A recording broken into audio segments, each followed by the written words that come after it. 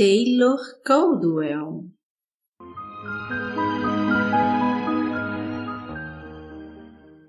Médico de homens e de almas.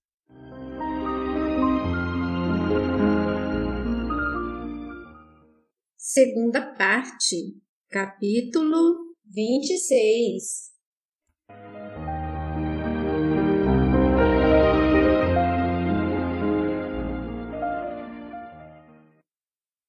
No dia seguinte, Prócio, o capitão da guarda pretoriana do próprio César, chegou à casa de Diodoro em sua biga oficial, circundada por um destacamento de guardas armados. Tendo visitado aquela casa com frequência, depois da morte de Diodoro, e se havendo afeiçoado muito a Quepitá, ao qual honrava como um homem sábio, sua visita não deu origem a qualquer consternação. Quepitá convidou-o a tomar algum refresco, mas Prócio disse: "Hoje não vim para uma proveitosa tagalerice contigo, meu bom Quepitá. Vim por ordem de César. Ele deseja ver o filho de Diodoro, Lucano, imediatamente." Vendo que Quepitá demonstrava certo susto, Prócio sorriu. "Deves lembrar-te de que César fez a oração fúnebre. Mencionou repetidamente em minha presença seu profundo respeito por Diodoro e sua determinação de honrar-lhe a memória. Creio que Lucano enviou-lhe ontem uma mensagem. E Tibério deseja discutir com ele os termos de tal mensagem." "Penso saber de que se trata," disse Quepitá. "Lucano recusou a nomeação de médico-chefe oficial de Roma." "O médico está louco?" perguntou Prócio, estupefato, sacudindo a cabeça. "De certa forma, sim," falou Quepitá. Prócio acompanhou Quepitá aos jardins brilhantes, onde Lucano, como uma criança, brincava com seus irmãos. A pequena Aurélia estava montada às costas dele, que fingia ser um cavalo bravo, rosnando ferozmente e sacudindo a cabeça dourada. Prócio achou aquela cena belíssima. Estava também estupefato diante da beleza de Lucano. Mas quando o jovem médico viu seus visitantes, retirou Aurélia de suas costas e com um gesto mandou que as crianças se afastassem, porque elas fizeram desapontadas, correndo a brincar. Prisco voltou um momento depois, fascinado como sempre pelos soldados em armaduras, que muitas vezes lhe traziam doces e diziam-lhe ser o próprio Diodoro quando criança. "Queres falar comigo?" perguntou Lucano, que jamais tinha visto Prócio, embora o conhecesse pelas cartas em que Quepitá a ele se referia. "Cumprimento-te," disse Prócio, erguendo o braço na rígida saudação militar. "És Lucano, filho de Diodoro Cirino? Eu sou Prócio, comandante dos pretorianos na casa de César. Deveis vir comigo para uma audiência com César." Lucano relanceou os olhos para Quepitá, que disse: "Quando César ordena, deve ser obedecido." "Muito bem," disse Lucano. Sacudiu da túnica as folhas de relva. Hesitou e disse: "Não tenho grandes roupagens. Devo ir como estou." "Não insultarás César, aparecendo diante dele como um pastor rústico," disse Quepitá, sorrindo para Prócio. "Aqui está, meu bom amigo, um jovem de fortuna considerável. Ainda assim, se faz passar por um pobre camponês. Vamos, Lucano, tenho uma bela toga que mandei fazer para mim." Tomou o braço relutante de Lucano. O jovem corara de constrangimento diante da zombaria que se filtrava no tom de Quepitá. Prócio ficou a vê-los entrar na casa.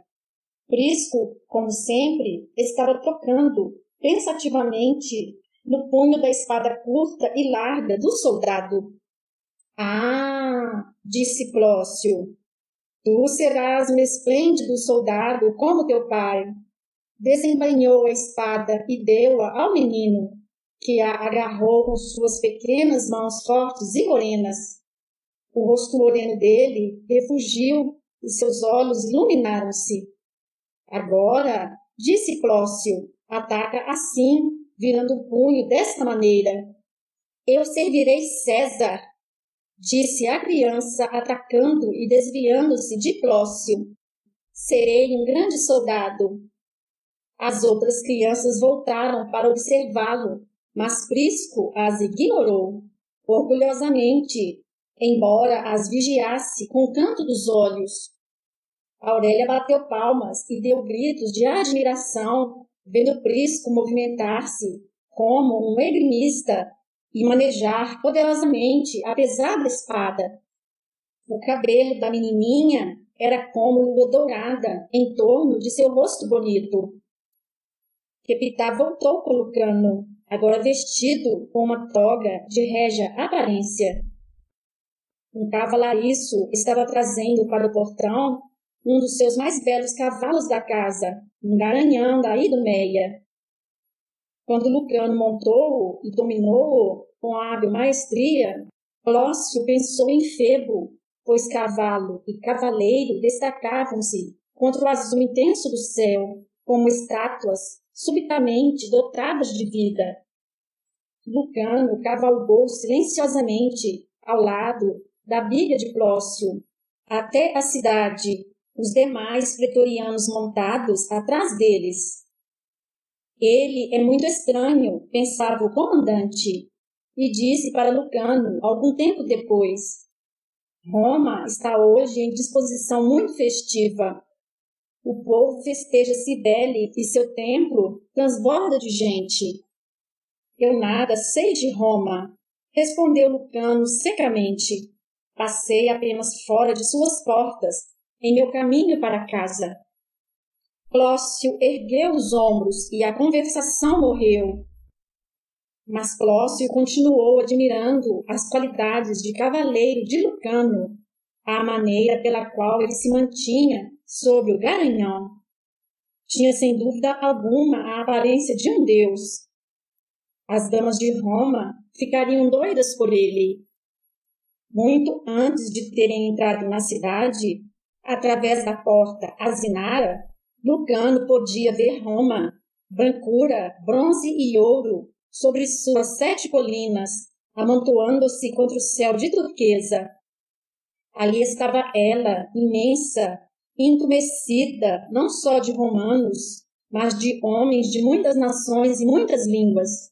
Cidade violenta e depravada, a senhora de toda a lei, a senhora do mundo, gloriosa em potência e colorido, núcleo de suas estradas tremendas, alimentadas pelos seus grandes arquedutos, que traziam água fresca e clara de milhas sem conta de distância, retirando-a de córregos e rios, e por seus navios, que vinham de todos os recantos da terra. Ali estava Roma, a devoradora, a destruidora, mais terrível do que suas águias, diante de cujas faces milhões incontáveis de germanos, árabes, gauleses, bretões, egípcios e núbios, bem como miríades de outros povos, inclinavam-se aterrorizados. O sol lhe fugia nas paredes distantes e nas colunas resplandecentes, dourava os templos longínquos com ouro deslumbrador. Toda a riqueza do mundo estava ali, todo o seu poder, todas as suas depravações e línguas e costumes e anelos, todas as suas belezas e artes e filosofias, todas as intrigas e conspirações. Não é de admirar, pensou Lucano, que Diodoro a um só tempo amasse e odiasse aquela cidade. A estrada pavimentada de pedra, orgulho de Roma, estava apinhada de cavalos, bigas, carretas e carroças, carregadas de mercadorias e produtos. Um arqueduto corria, paralelamente, suas águas altas cantando ao sol tépido da primavera. Campos de papoulas e de botões de ouro ondulavam às margens. O ar enchia-se do fermento da terra e do suor e odores das caravanas. Prócio ordenou que alguns de seus lictores o rodeasse, bem como a Lucano, para abrir passagem. Este, a despeito dele mesmo, foi dominado pela curiosidade e pela fascinação. Baixava os olhos para os muitos rostos escuros de seus companheiros de viagem, aspirava o odor das especiarias e do alho. O ar troava com o ruído de pés e de cascos e com o retumbar e o estalar de inumeráveis veículos. Os olhos do médico ardiam, tal era a movimentação de cores vigorosas ao sol violento. O trânsito, disse Plócio, revoltado, torna-se cada dia pior. Todas as demais estradas que vêm a Roma também ficam assim, extremamente movimentadas. E com tudo isso, Roma jamais se cansa. É como uma boca enorme, eternamente aberta e insaciável. É como Crono, que devorava seus filhos. Nuvens de andorinhas barulhentas voejavam sobre suas cabeças, aumentando o barulho feito pelos homens, veículos e cavalos, barulho que parecia sacudir a estrada. Os campos cultivados de cada lado brilhavam em seus tons verdes, quase incríveis, com as culturas novas, feitas em fileiras sobre a terra vermelha e fecunda. De vez em quando havia um grupo de murtas, carvalhos, ciprestes, lançando sombra ocasional nas pedras ardentes, e aqui e ali, ao lado de um córrego azul e raso, erguiam-se maciços de grandes salgueiros, deixando tombar de seus troncos pálidos e mosqueados para a água brilhante sua frágil cabeleira de jade.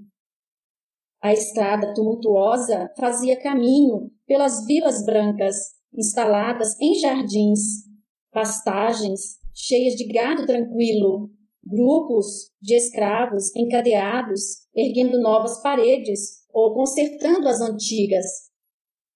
Agora a poeira amarela expressava-se e tornava-se névoa reluzente sobre os viajantes, e um pó semelhante a ouro apareceu nas dobras da preciosa toga de Quebitá, que fora tão artisticamente drapeada sobre a leve túnica azul de Lucano. O rapaz tentou sacudi-lo, mas ele agarrava-se ao linho fino. Seu garanhão espirrou e bufou. Plócio achava ridículo que um homem de toga estivesse a cavalo. Oferecera trazer Lucano de volta à casa em sua biga, mas seu oferecimento tinha sido friamente recusado pelo jovem. Quanto mais se aproximavam da cidade, mais a sensação excitante crescia em Lucano, além de uma curiosidade muito humana. Roma já alcançara os 700 anos de idade e era velha, agora tendo cometido inúmeros pecados. Ficava-lhe bem ter sido fundada sobre um fratricídio. Entretanto, seu declínio começara com o declínio da República, que passava a império absoluto. Suas flâmulas abertas aos ventos de todo o mundo agitavam-se com o turbilhão. Seu poderio era mantido por centenas de legiões, de espiões, informantes e assassinos entre as turbas. A intriga sufocava o ar, outrora honesto da República. Mas aquele era, inevitavelmente, o curso do império, o preço do poder e liderança mundial.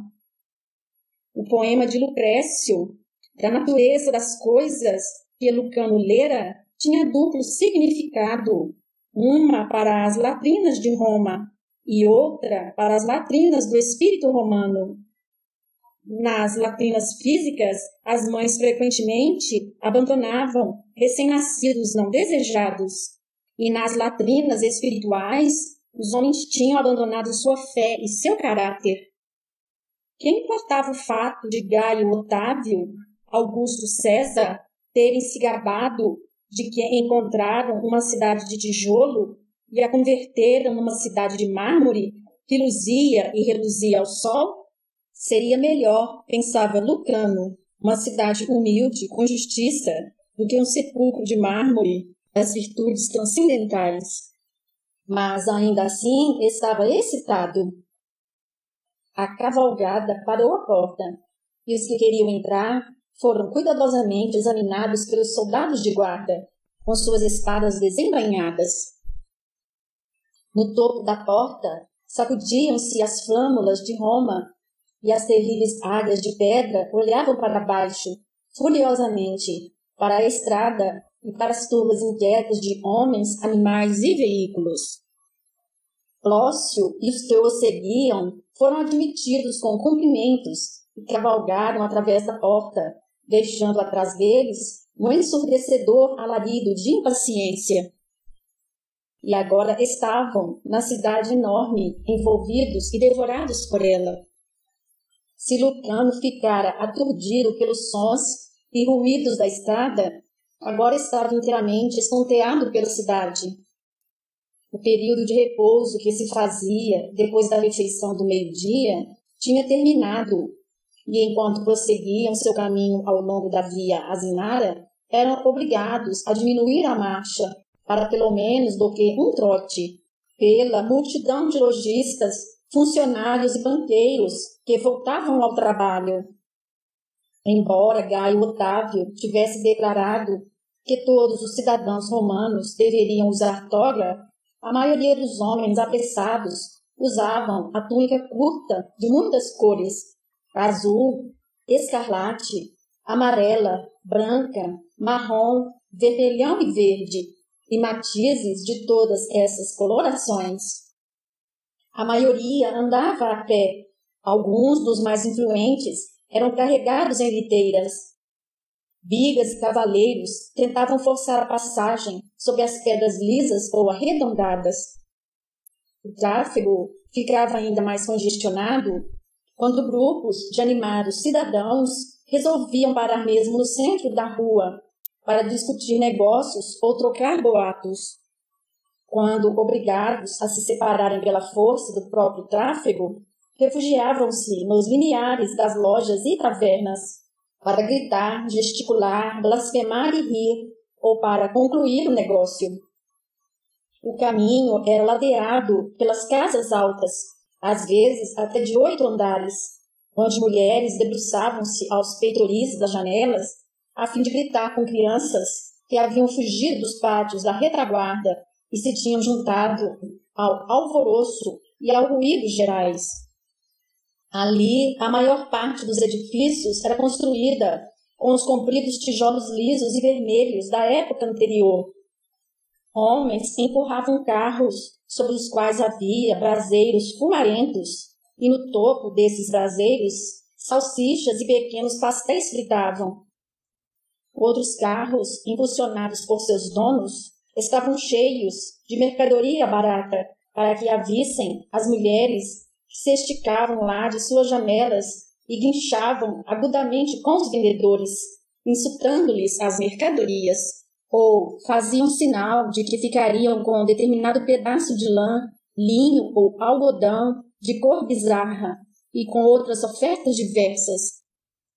Para Lucano, a cidade tinha cheiro bem pior que Antioquia e Alexandria, a despeito das eternas leis sanitárias, mas era um odor mais acentuado e de consequência quase temerosa.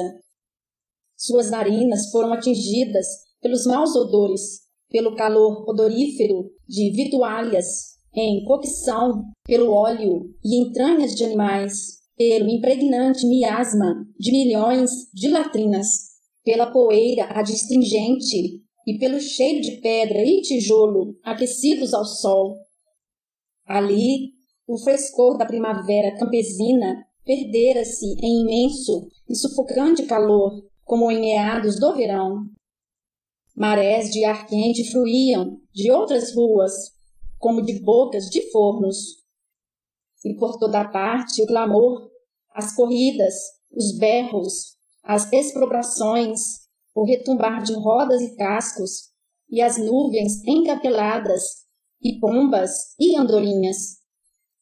Quando os lictores dos pretorianos interromperam uma turba particularmente grande de mercadores que estava disputando uns com os outros vociferantemente, mesmo no meio da rua, Lucano teve consciência de dezenas de olhos escuros e indignados que se voltavam para ele e para sua escolta, e por causa do barulho só pôde ver as bocas torcidas que lançavam maldições. A cidade não temia quem quer que fosse, nem mesmo César. O que mais impressionava Lucano e estonteava-o era a altura da cidade, os edifícios elevados, os apartamentos altaneiros, encostados uns aos outros e amparando-se uns aos outros, contrastando em diversas cores, vermelho, amarelo calcário, cinza esverdeado, os arcos repletos de redemoinhantes grupos, como água a girar. A cidade contida pelos seus muros e portas tinha apenas uma forma de crescer, para cima. Consequentemente, todas as ruas ferviam como corredeiras impetuosas, e os cidadãos, forçados a empurrar ombros e cotovelos dos vizinhos para arranjar passagem, mostravam-se irritáveis, o que bem se compreendia, e muitas vezes pegavam-se aos bofetões ou em discussões abertas por causa do movimento bloqueado. Conforme Lucano se foi aproximando de um bairro mais abastado, aquela confusão e ruído faziam-se entre paredes, edifícios mais altos, circos, teatros, casas particulares, estabelecimentos do governo, cobertos com mármore, não só branco, mas dourado, castanho, vermelho e, ocasionalmente, com uma lousa de fulgurante cor negra. Roma absorvera todos os deuses das nações conquistadas por ela, num fervilhante panteão de religiões. Templos salientavam-se por toda parte, e através de suas portas de bronze corria um fluxo perpétuo de fiéis, os que levavam sacrifício e os que saíam, cheirando a incenso.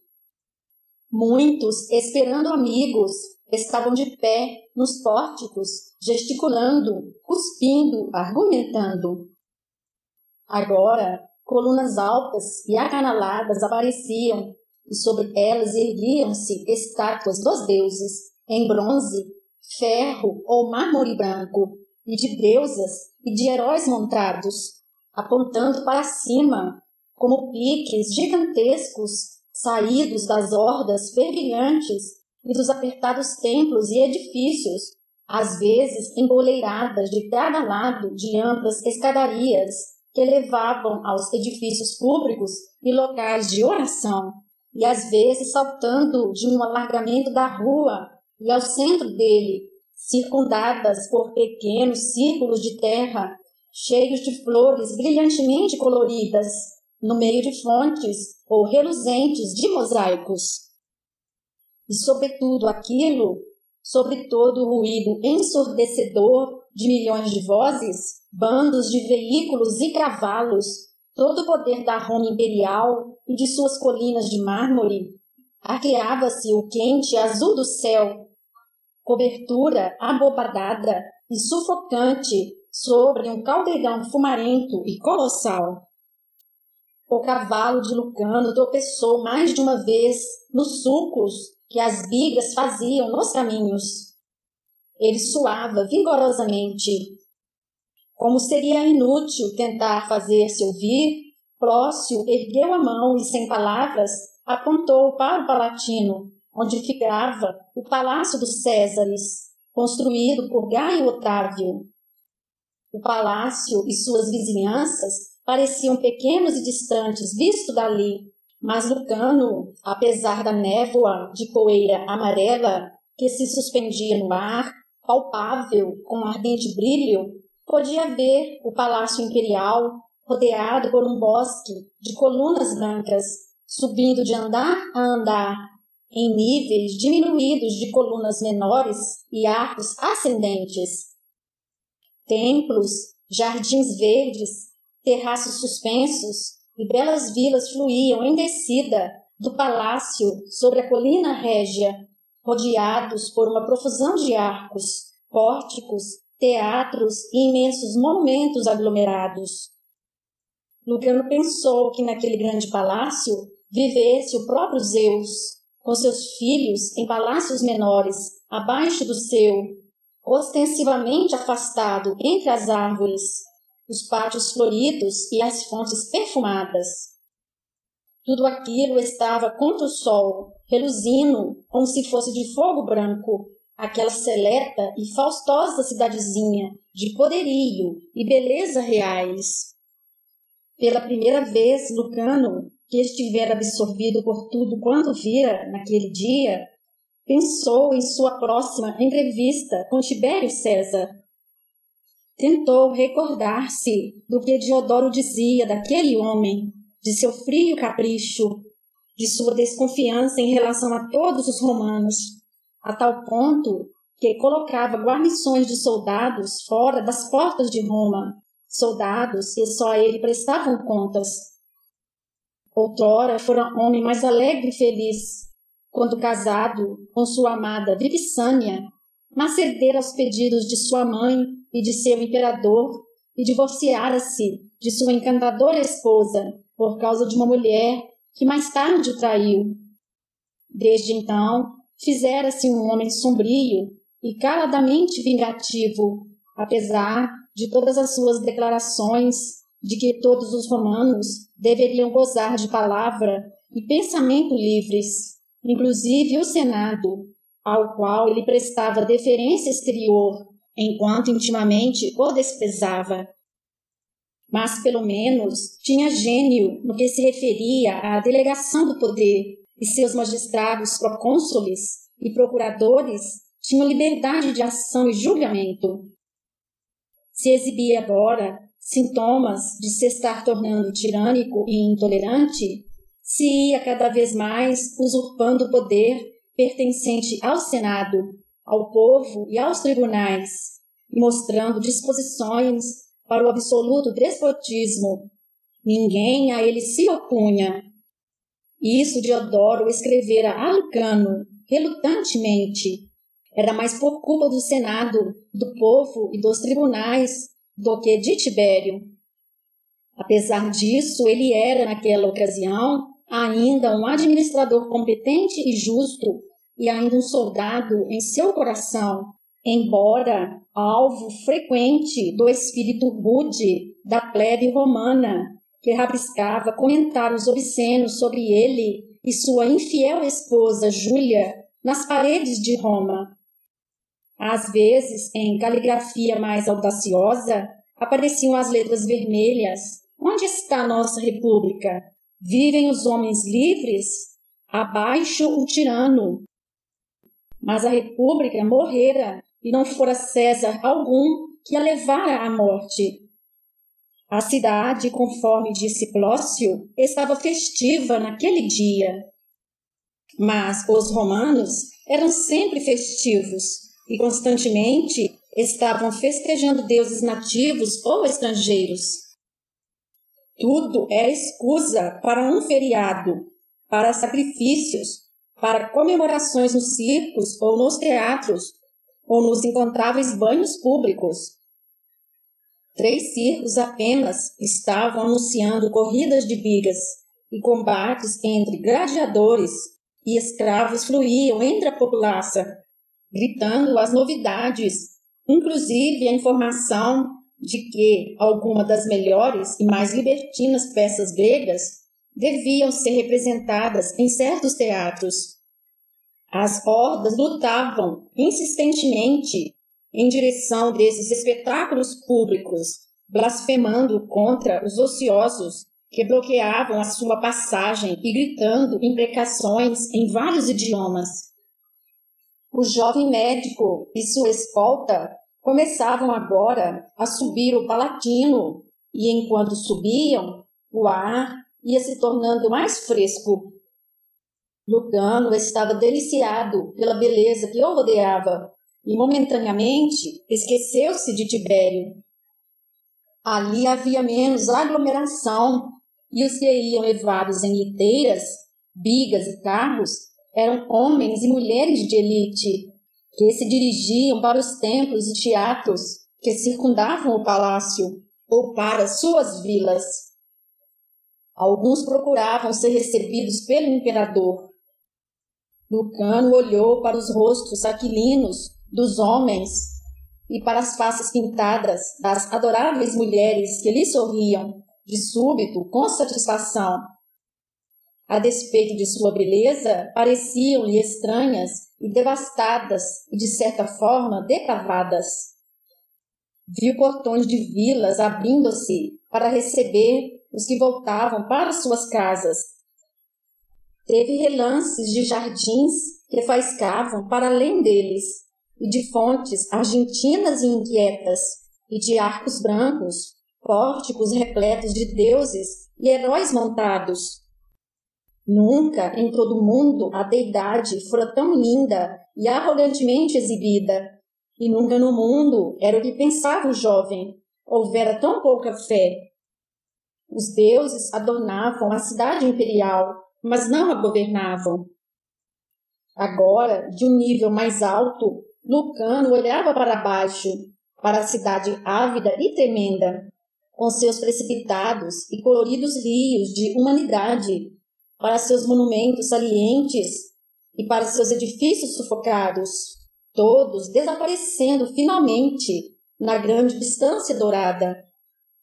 De novo ficou atônito com o próprio peso e potência de Roma, com sua vastidão incrível, sua força dinâmica, seus milhões de pessoas carregadas, sombrias e excitadas, sua grandiosidade altiva, embora prodigiosa e vulgar, suas turbas esmagadoras, seu alvoroço descontrolado, seu temporal de flâmulas e, daquela altura, por sua feérica e incandescente beleza. Viu o Tibre verde e pesado, as pontes esculpidas e os edifícios que vinham até as bordas dele, e os telhados brancos e rosados que faiscavam violentamente ao sol.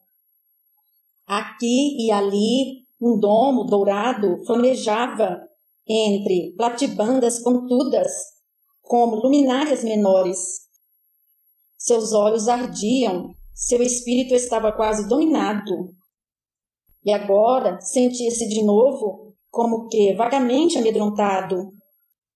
Pequenas pérolas de suor explodiram ao longo da linha loura de seu cabelo. As portas do palácio, guarnecidas com pretorianos severos, abriram-se para ele e sua escolta. E se tivesse ofendido Tibério, o imperador, de quem Diodoro desdenhara em linguagem tão rude, não se iria vingar dessa ofensa em Íris e nas crianças? O prefeito dos pretorianos veio ao encontro deles no imenso vestíbulo do palácio, homem grande e formidável, de olhar furibundo e desconfiado, de sob seu elmo. Brilhava como uma estátua de bronze e de mármore marrom, sob a grande chapa de vidro que servia de forro e deixava passar a luz do sol, e seu passo era medido e pesado. Clócio levantou seu braço direito em saudação e apresentou Lucano, que não sabia como cumprimentar aquele homem imponente, que o examinava com tanta curiosidade. Cumprimentos, disse rapidamente. Então, aquele era o filho adotivo de Diodoro Cirino, o médico grego? Cumprimentos, respondeu Lucano com alguma rigidez, não gostando daquele exame. O prefeito sorriu, tinha agudos dentes caninos. César mandou chamar-te, comentou ele, dando a entender, pelo seu tom de voz, que César era pessoa imprevisível, dada aos mais extraordinários caprichos. Lucano corou e disse friamente: Isso eu compreendo. Pensas que eu estaria aqui se não fosse assim? Plócio escondeu rapidamente um sorriso, pois o prefeito ficara, ao mesmo tempo, espantado e aborrecido com a resposta de Lucano. Ainda assim, depois de um momento, ele se sentia impressionado pelas maneiras altivas do jovem, pela segurança rigorosa de seus maxilares e pela evidente carência de temor obsequioso. Como acontecia a muitos militares rudes, tinha uma paixão secreta por rapazes e meninotes. Resolveu que o bonito Lucano lhe agradava e pôs a mão no ombro relutante do jovem. Sentia-se mais à vontade falando a Vulgata, mas agora falava em grego, para aplacar Lucano, que não estava, obviamente, gostando dele. Tu estás sendo grandemente honrado, disse e notou com prazer os ombros largos do jovem, o pescoço que parecia uma coluna, as feições lindamente cinzeladas e os grandes olhos azuis. Lucano não se moveu. Lembrou-se subitamente do mercador de escravos Lino e uma náusea quente apoderou-se dele. Apesar disso, não se moveu, reprimindo sua súbita aversão, e disse em Vulgata: César é muito bondoso. Olhou para Plócio, que observava tudo com atenção, franzindo ligeiramente as sobrancelhas. Falou com o jovem comandante, desdenhando mover-se de sob a pressão da mão morena, que estava em seu ombro. Como devo cumprimentar César? Plócio tornou a lutar contra um sorriso, porque Lucano falara com ele em grego, a língua dos patrícios e dos educados.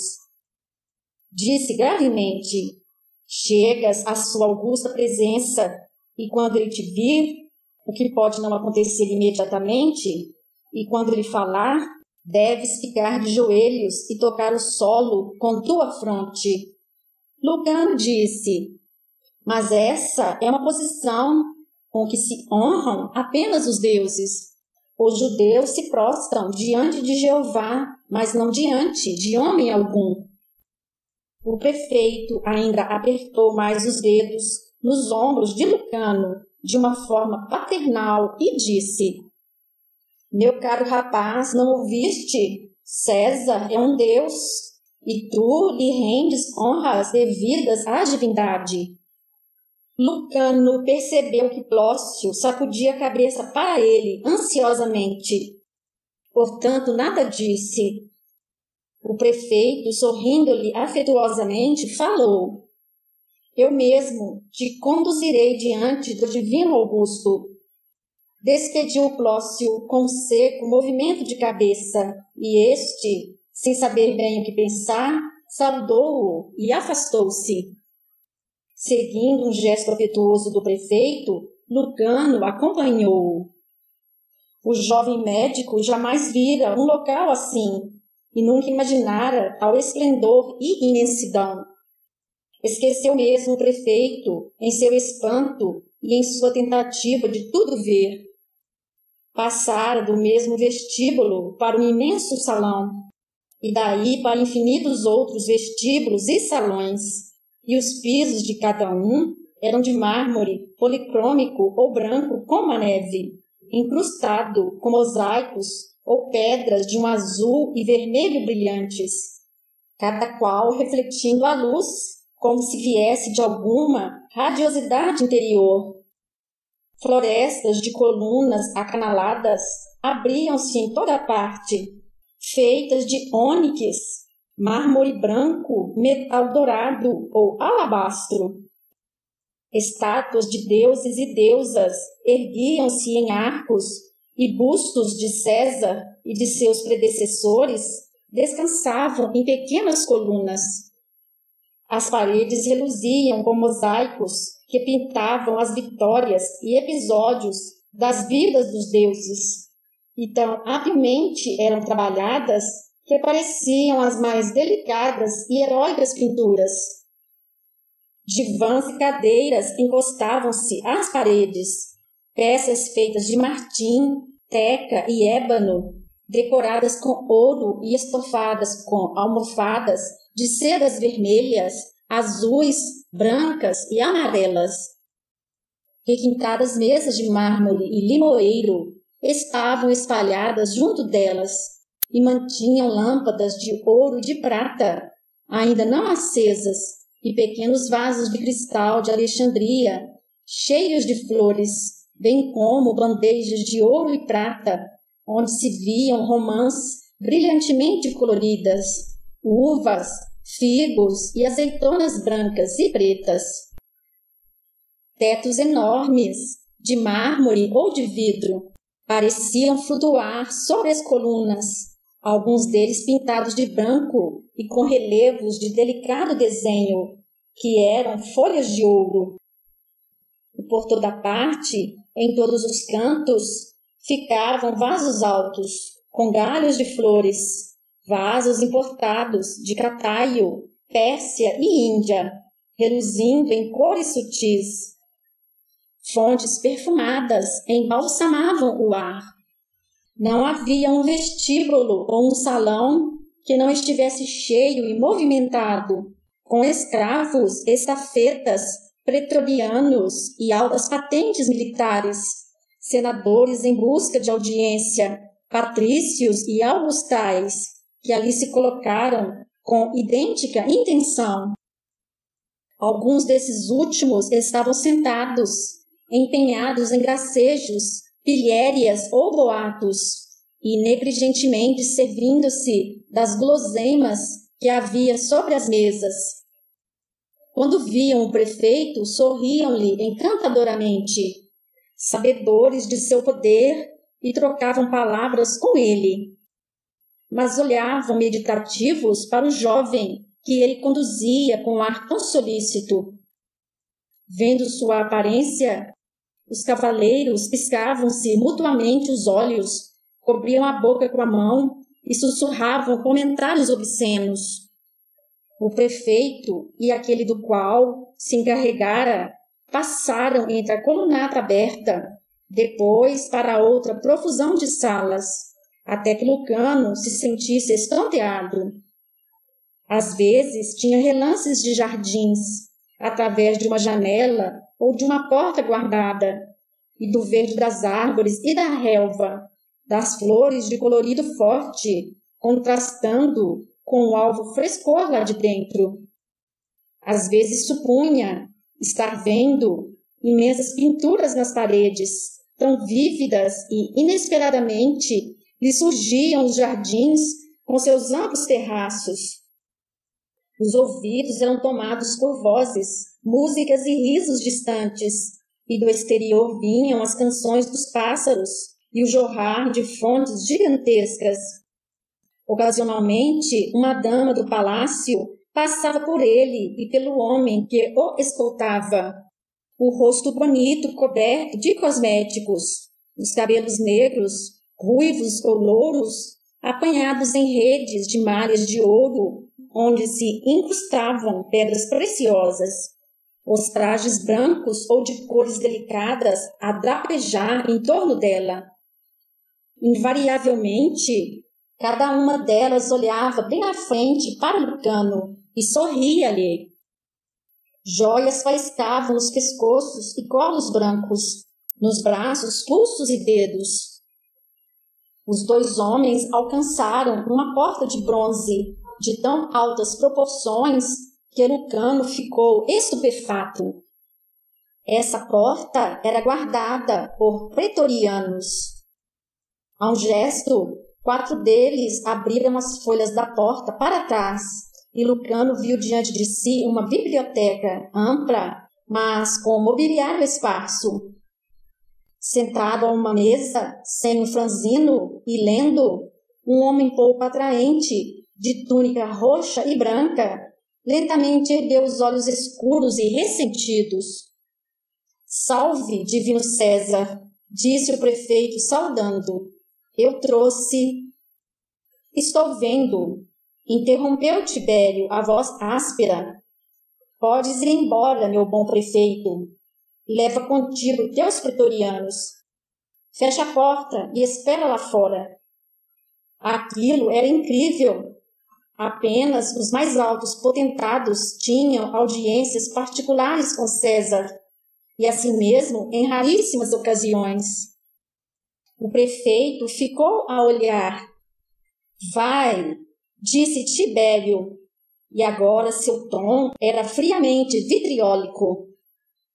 O prefeito, desapontado, tornou a saudar, fez um gesto para seus pretorianos, saiu e fechou a porta atrás deles. Tibério recostou-se em sua cadeira e fixou os olhos em Lucano, sem nada dizer, enquanto este retribuía-lhe o olhar com ingênua curiosidade.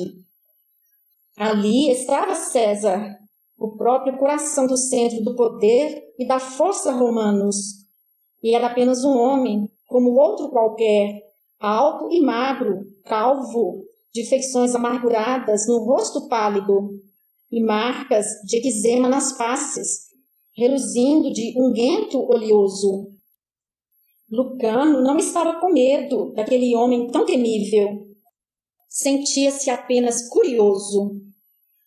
E sua mente de médico também comentava automaticamente o fato de aquela erupção de pele estar sendo tratada erradamente. Além disso, sua mente continuava. Tibério sofria, era evidente, de alguma forma obscura de anemia, para a qual o fígado era altamente recomendado pelos sacerdotes médicos egípcios. Tibério, naquele longo silêncio, percebeu o exame agudo que Lucano estava fazendo e sorriu. Para o jovem, o sorriso foi desagradável, mas se outros o tivessem visto, teriam ficado estupefatos com sua benevolência nada habitual. Cumprimentos, Lucano, filho de Diodoro Cirino, disse César. Lucano hesitou e agora lembrava-se do que Plócio lhe havia dito, mas não podia ajoelhar-se diante de homem algum. Assim, em sua voz jovem e sonora, respondeu: Cumprimento, César. O sorriso de Tibério alargou-se, divertido. Seus lábios eram delgados e repuxados e mostravam dentes pequenos e amarelos. Fez um sinal para uma cadeira junto de sua mesa. Senta-te, por favor, disse ele. Os que esperavam para vê-lo e os que tinham estado esperando durante horas teriam ficado arquejantes de espanto, pois ninguém se sentava na presença de César, a não ser numa refeição. Lucano, aparentemente, não sabia de tal coisa e, assim, apenas fez um cortês cumprimento de cabeça e, sentando-se, esperou. Um dia agradável, disse Tibério. Sim, respondeu Lucano e continuou a esperar. Fim do capítulo. Minha alma glorifica o Senhor. Meu espírito se alegra em Deus, meu Salvador, pois atentou para a humildade da sua serva. De agora em diante, todas as gerações me chamarão bem-aventurada.